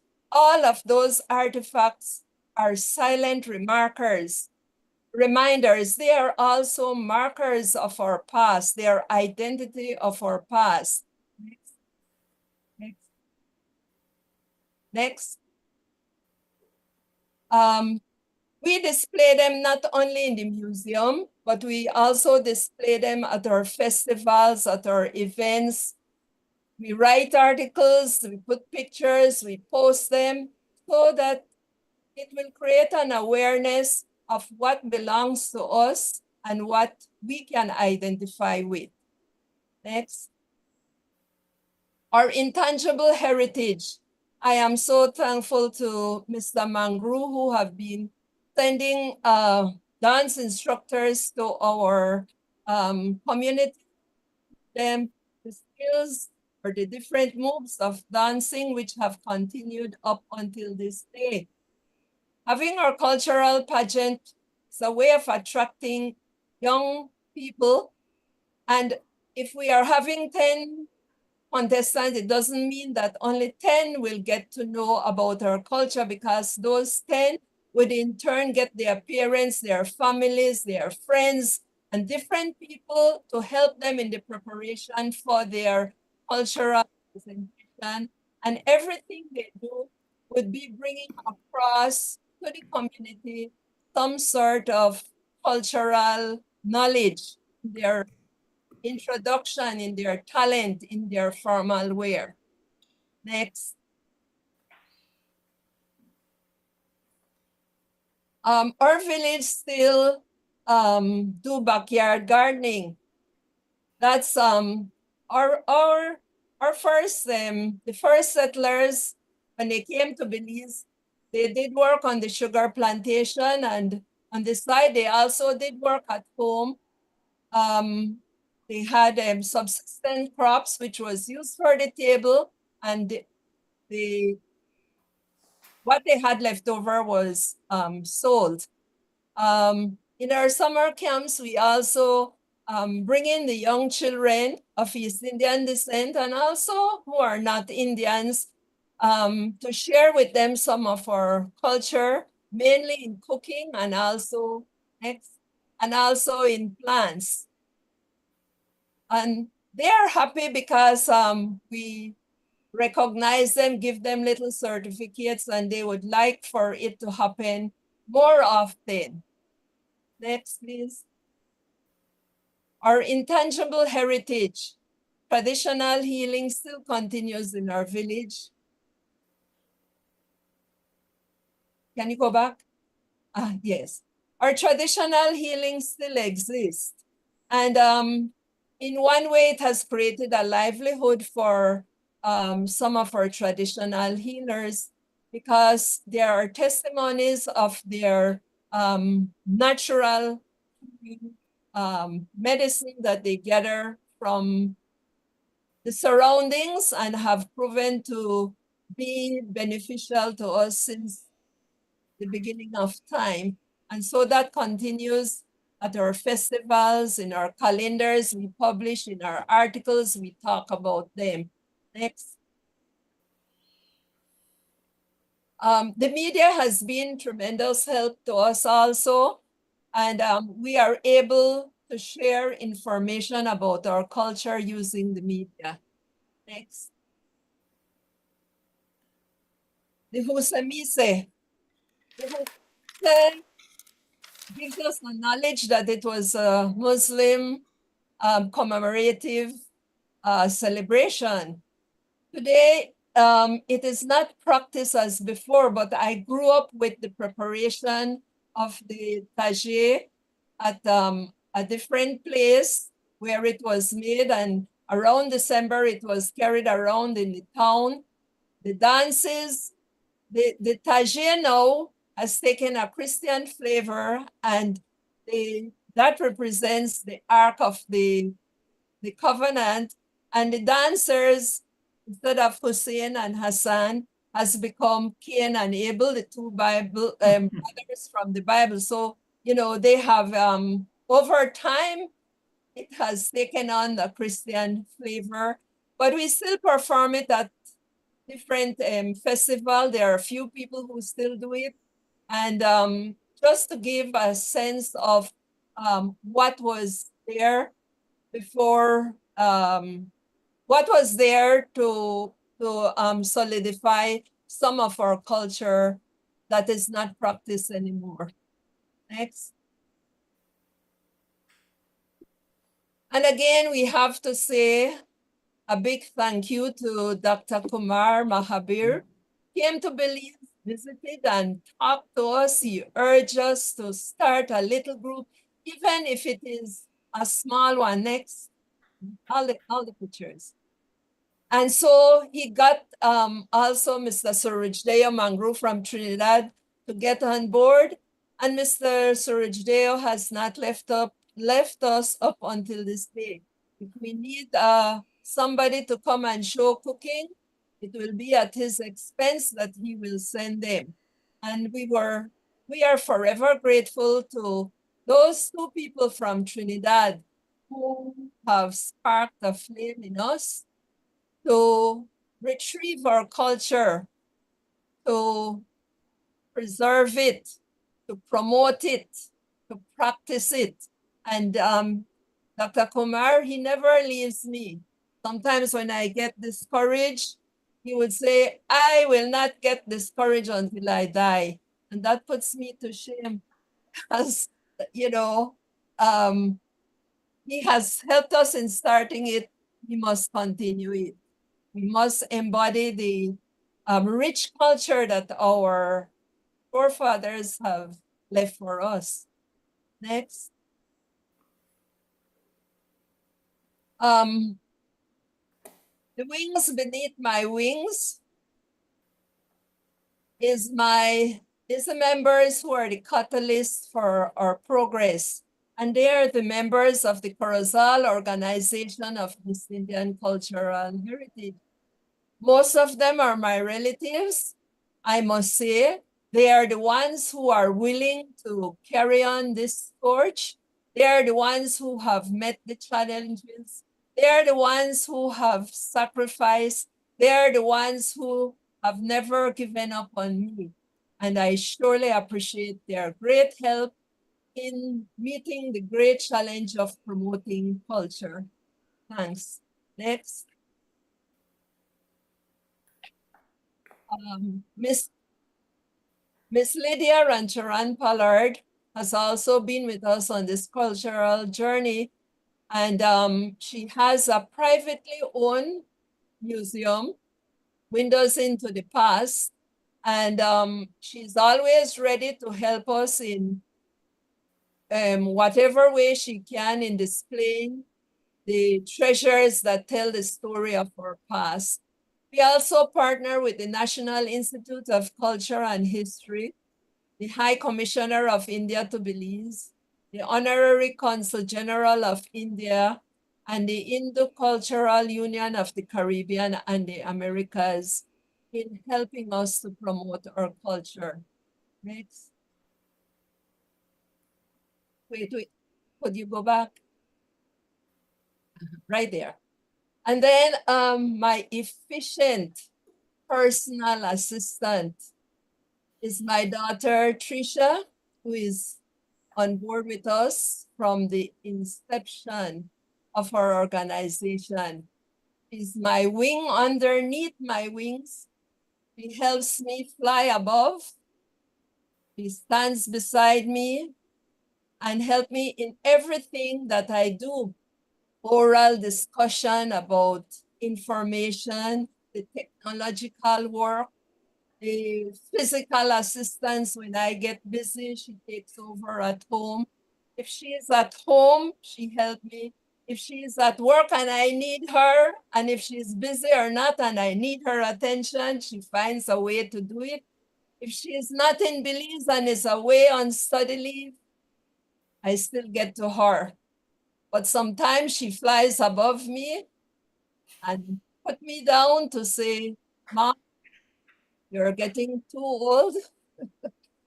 You need to settle down a little and give it to the younger generation. She knows kind of work with me as a moderator in specifying what my job should be and how much I should be. And I thank her so much for all she has done to help me in promoting culture. Next. Because of her promotion, I have found out that we have had numerous changes since we have begun the promotion and creating an awareness of our culture.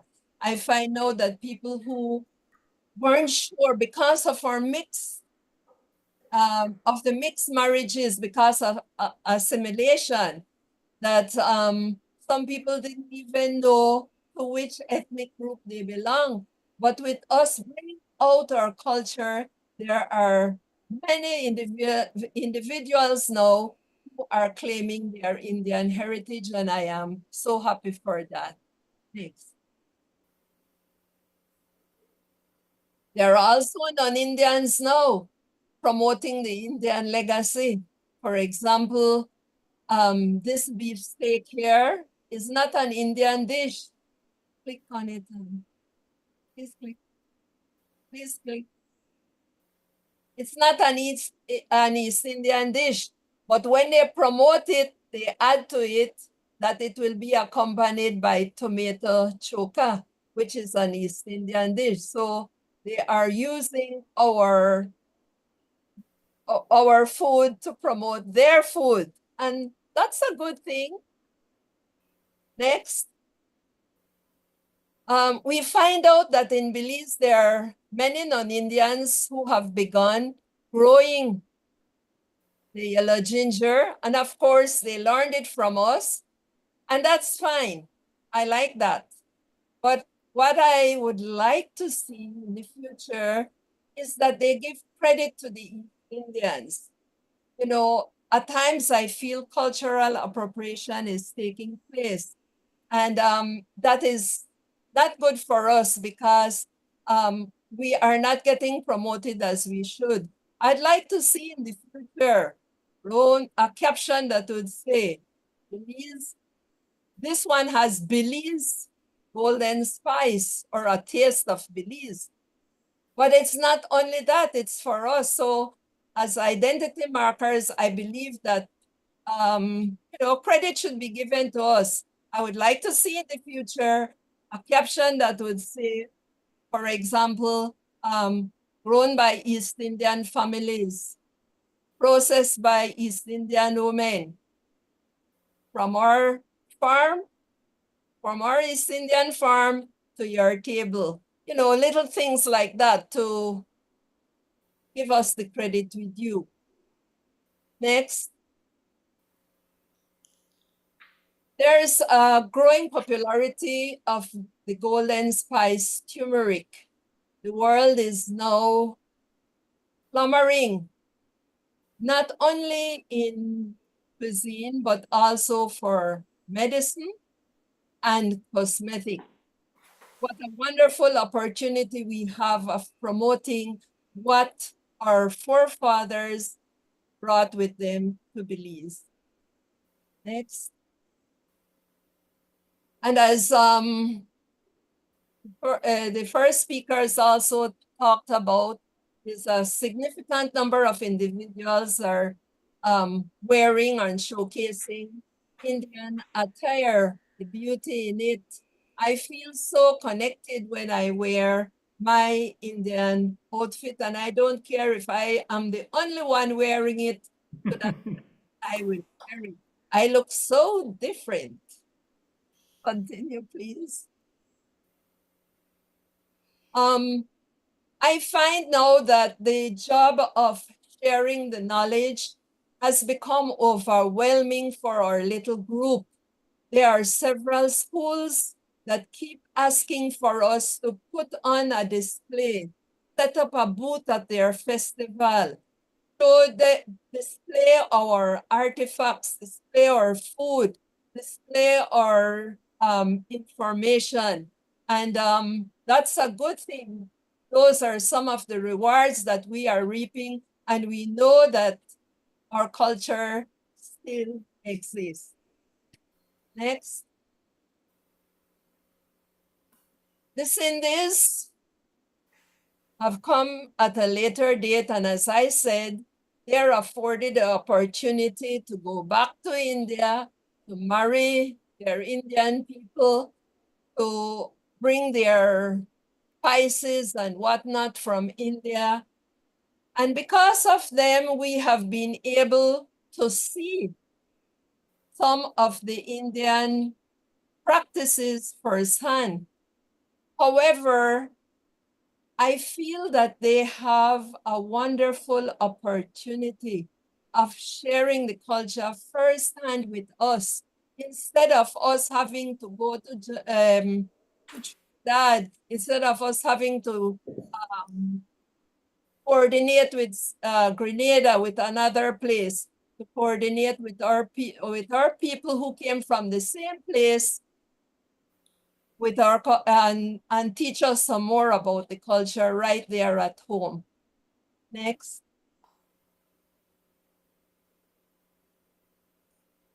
We have challenges, as was mentioned before, and we try our best to prepare resources. We know that there's a scarcity, especially resources written by Belizeans. And we find that there are many conflicting stories about our culture. When other people write it, they write it according to what they want to put out there. So we have started with the production of calendars that focus, like some here we put recipe, others just general information, and different articles in, as Dr. Mahabir has also mentioned. Next. Cultural neglect. Somehow we feel that our culture is not being promoted as should be in comparison to other culture. We know it's difficult having 10 different culture in our country, but I would like to see the focus on group that is a minority. Those that are already established, I feel, my opinion is I feel that they can work some more on their own, not getting help. But we as a minority are not getting the incentives that we need. It's not all the time that it will be monetary or grants, but just simply by workshops in telling us, giving us how to do this, how to do that, you know, to get a bigger audience, to conduct a seminar, you know, things like that. I am not saying we don't get, but I believe there's much more to be done, and to lift the minority also to a standard in comparison to the other group that are in our country. We have limited young people involved, and we seek ways to get them involved by taking active part in our different activities that we have. Next. Our workforce, there is a shortage, and many times it causes us to be burnt out and discouraged some of the people who are on board. We are still trying our best to find different ways of how we can improve and better on attracting or developing a greater workforce that will be continued to improve our promotion of our culture. Next. In all what have taken place in our culture, I still believe that the East Indian community have greatly influenced Belize's local economy in politics and in socio-cultural landscape. Here we Mr. Fred, one of my cousin, who had put transportation to a level that no others have done in Belize. There's also another bus company in the south who was also an East Indian that have done so much for the country of Belize. And there are numerous different people of East Indian descent who have helped in the promotion of their culture in Belize. Our ancestors have left us a legacy that embodies India's essence. If you look on the left, that picture is about the only picture I have that Dr. Mahabir, that's the first settlers that came from Guatemala and lived Oh, in my village. interesting. They were a couple that had come to live also from Guatemala. What I am saying is that, you know, I see that we copy a lot of things that are not ours from America, from modern culture. The young people learn their songs. The young people learn their dance. And other people, not that I am saying it's bad, it's good, but I think that the time that is dedicated to doing those could also be dedicated in trying to get some of their culture and practice it as their identity. Because some are still trying to find personal identity and they are confused along the way. I also would say, for example, I spoke to Dr. Mahabir and I tell him, you know what, I have given all of my 5 grandchildren in their names now. Why should I borrow Sylvia from another ethnic group? Or why should I borrow Albert or whatever from another? So let's start to find names that are meaningful and that identify us. Encourage your children, your grandchildren, those who are not your immediate relative, to use names that would be better identity, in my opinion, to where they came from.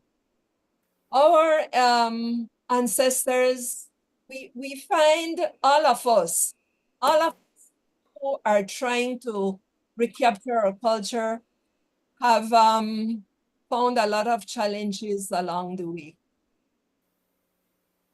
Challenges that we feel to give up. And I feel that our ancestors have left us a legacy.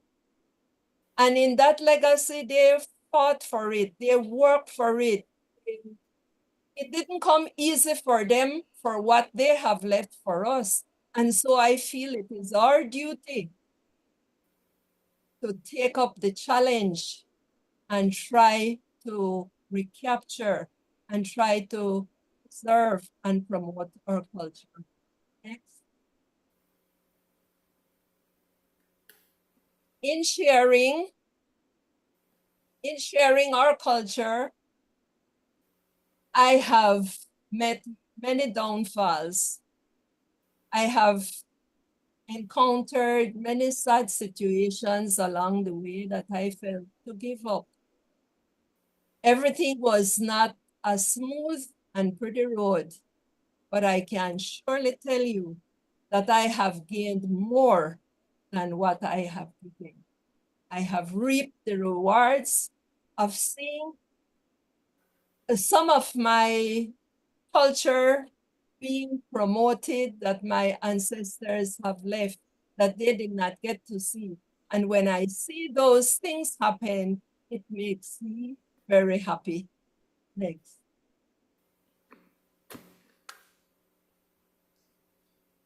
In my conclusion, I would like to say that I will continue, like Dr. Mahabir is, to embrace our ancestral values and promote unity in diversity by reviving the past.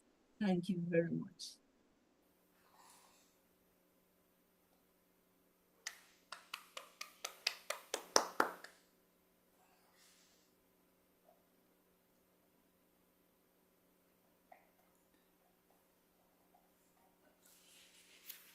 Sylvia, thank you for a powerful presentation. You have had an amazing life and continue to do so much. And there was so much information there that I resonated with. I want to thank you very much. So maybe we can, if we can have final comments from Trisha. Is a pity Shalima microphone is giving problems. And Albert, I just want to say that, look at the power of one, one person. Of course, she had winds beneath her wings. Wings, correct? And of course, she didn't do it all alone, but she was at the forefront. And she pioneered. She's a pioneer.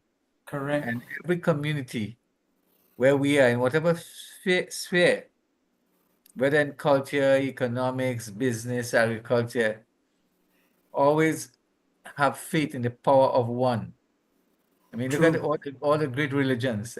It's really one leader. You have disciples and followers and so on. But you had really one person. And Sylvia is that person who is the pathfinder and the warrior and making inroads. And she has really left a legacy, and still leaving a legacy to put Indians in Belize on the world map. Yes, Albert said that. Albert said she put in Indians Belize on the map, but I'm saying the world map. Right? It's there. It's a legacy that wouldn't disappear. And may God bless you, give you health and strength to continue as long as you can. I know as we get down in age, we have all kind of ailments and so on, all kind of challenges. But without this, what would we do? This is our life, and this is our legacy.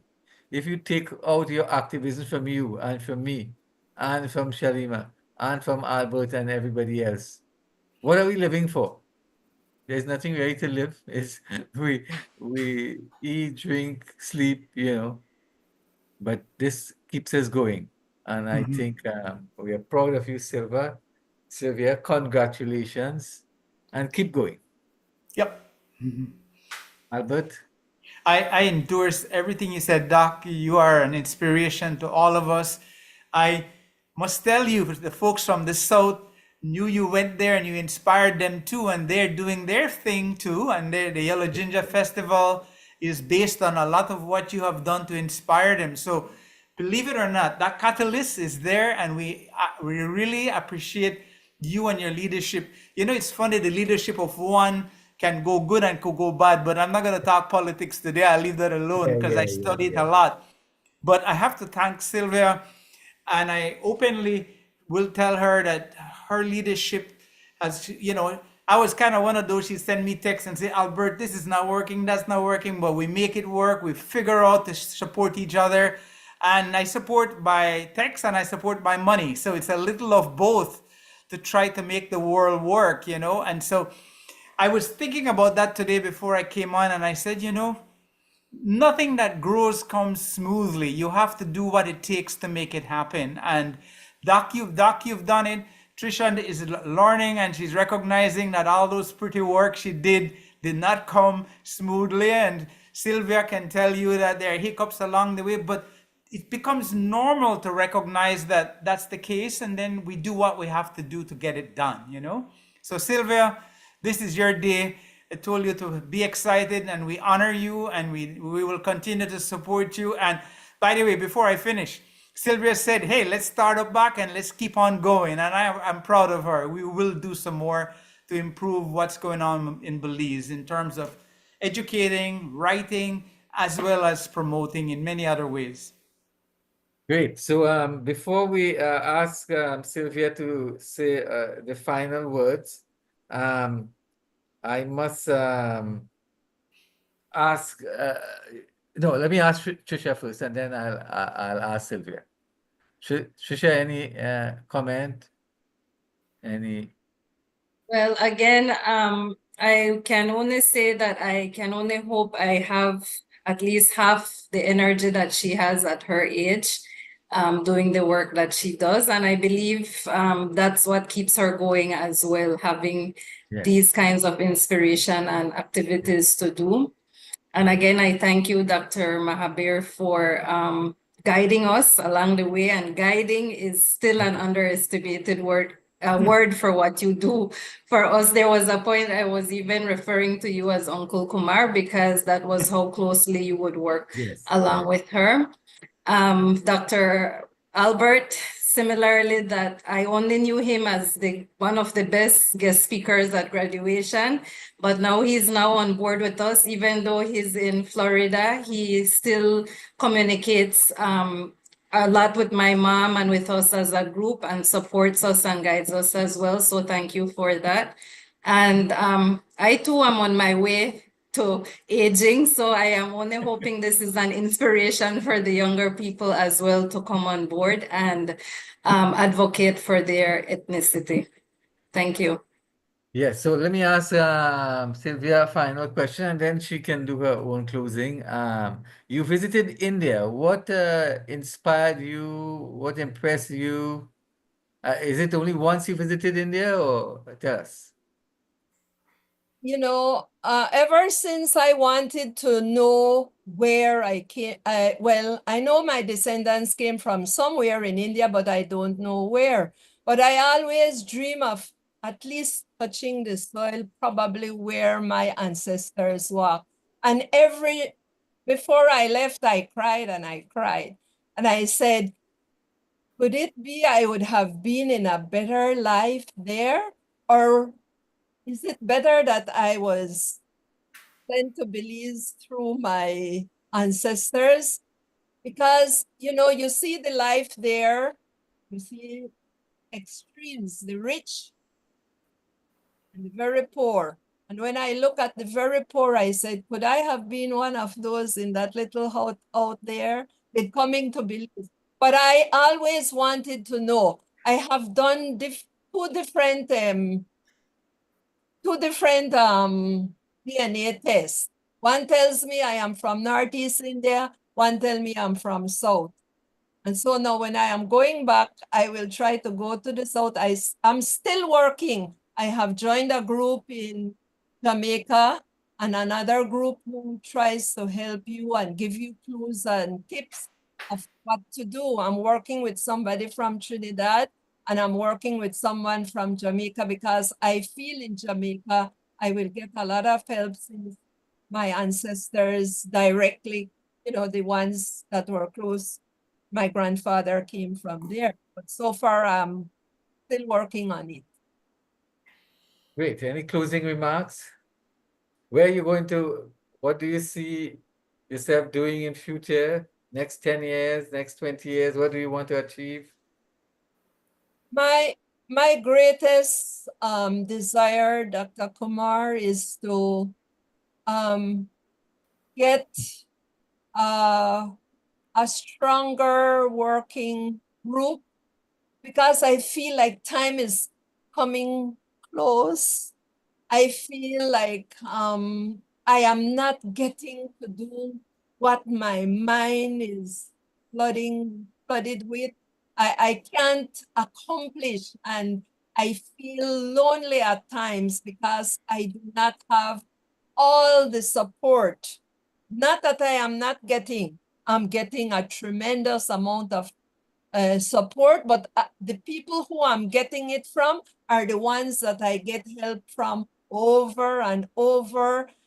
The ones that help me physically work are the same ones, that are working, and they too are aging, and at 50 years we are in this business. And I would like to see young people come on board and take over, because I fear that when we are gone, who will take the mantle, and need to prepare them before we leave, because if we don't prepare them or they are not prepared, then what will they promote? But I am thankful for everything that has happened culturally in my life. I was able to live in an Indian village where values, work ethics, the way of life is deeply embedded in me. It might not be exactly as it is done in India, but it's a semblance of what is there. Even in our words, some of the words we use, I would hear Trinidad say gotne, but we say gotna. I ask you, should I change it? You said, no, leave it right there, because that is their way of saying it. And we have, and so I try to introduce these words, although we are accustomed to saying it. I still try to introduce it, and the younger ones laugh at the words. But these are some of the things that in culture, I believe that we would simply say you live it. Not a teaching thing that you get up there on a rostrum and preach out about it. It's acting, involving it, practicing it. Yeah, good. Thank you. God blessings to you.